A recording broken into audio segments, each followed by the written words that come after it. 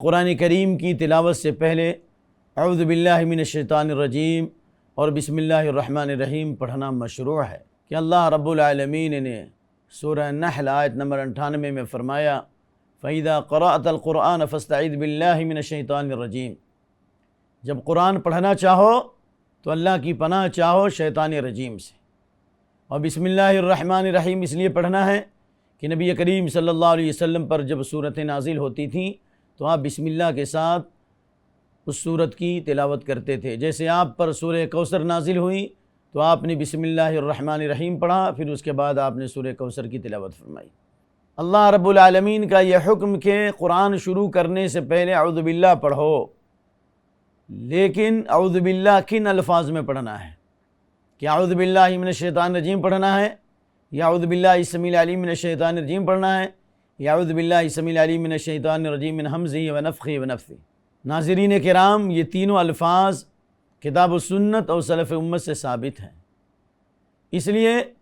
کہ اللہ تعالیٰ نے فرمایا کہ جب قرآن پڑھو تو اللہ کی پناہ چاہو شیطان رجیم سے، یعنی اعوذ باللہ من الشیطان الرجیم پڑھو۔ اور اعوذ باللہ السمیع العلیم من الشیطان الرجیم یہ ترمذی کی روایت ہے، اور اعوذ باللہ السمیع العلیم من الشیطان الرجیم من ہمزہ ونفخہ ونفثہ بخاری مسلم اور سنن کی دوسری حدیث کی کتابوں میں ہے کہ آپ صلی اللہ علیہ وسلم جب صلاۃ القیام صلاۃ اللیل پڑھا کرتے تھے، یعنی تہجد کی نماز پڑھا کرتے تھے، تو ثنا کے بعد آپ یہ دعا بھی پڑھتے تھے، اعوذ باللہ من الشیطان الرجیم، اللہ کی پناہ چاہتا ہوں شیطان رجیم سے، من ہمزہ، اس کے کبر و غرور سے، اس کے وسوسے سے، اور اس کے پھونک سے، اور اس کے جنون سے۔ نبی صلی اللہ علیہ وآلہ وسلم کا یہ عمل تھا، اس لیے بعض علماء کہتے ہیں کہ صرف اسی کو پڑھنا چاہیے، لیکن حق اور انصاف یہ ہے کہ یہ تمام صیغے اور الفاظ کتاب و سنت اور سلف امت سے ثابت ہے، اور ہر دور ہر زمانے میں لوگ پڑھتے آ رہے ہیں، لہذا ان تینوں میں سے کوئی بھی پڑھے تو کوئی حرج نہیں ہے۔ دوسرا مسئلہ ہے کہ اعوذ باللہ من الشیطان الرجیم کیوں پڑھتے ہیں جب یہ اللہ کا کلام ہے؟ ان من السمع لمعزولون، شیاطین قرآن سننے سے دور کیے جاتے ہیں، تو پھر شیطان سے پناہ مانگنے کا کیا مطلب؟ اس کا جواب یہ ہے کہ انہم من السمع لمعزولون، قرآن کریم کے نزول کے وقت جب اللہ کے حکم سے فرشتے نبی صلی اللہ علیہ وسلم پہ نازل ہوتے ہیں، جبریل امین اللہ کا حکم لے کر آتے ہیں اور اس کے ساتھ فرشتے بھی نازل ہوتے تھے، تو شیاطین قرآن کریم سننے سے دور کیے جاتے تھے۔ لیکن ہم اور آپ قرآن پڑھیں گے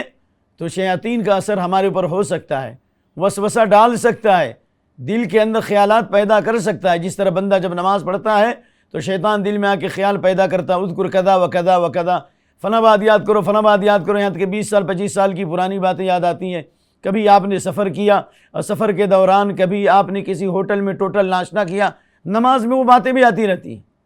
تو جب نماز جیسی عظیم عبادت میں شیطان کا وسوسہ آتا ہے تو نماز کے باہر جب قرآن پڑھیں تو شیطان کا وسوسہ آ سکتا ہے، اس لیے اللہ نے فرمایا وَإِمَّا يَنزَغَنَّكَ مِنَ الشَّيْطَانِ نَزْغٌ فَاسْتَعِذْ بِاللَّهِ، سورہ اعراف کی آیت نمبر 200، اِنَّهُ سَمِيعٌ عَلِيمٌ۔ اگر آپ کو بھی شیطان کی طرف سے وسوسہ آئے تو آپ اللہ کی پناہ مانگیے، کیونکہ اللہ ہی سننے والا اور جاننے والا ہے۔ تو معلوم یہ ہوا کہ قرآن کی قرأت کے وقت بھی شیطان کا وسوسہ ہے۔ مرسی ٹی وی کے مزید ویڈیوز کے لیے ہمارے چینل کو سبسکرائب کریں اور بیل آئیکن کو ضرور دبائیں۔ جزاک اللہ خیرن۔ مرسی ٹی وی، پیغام رحمت۔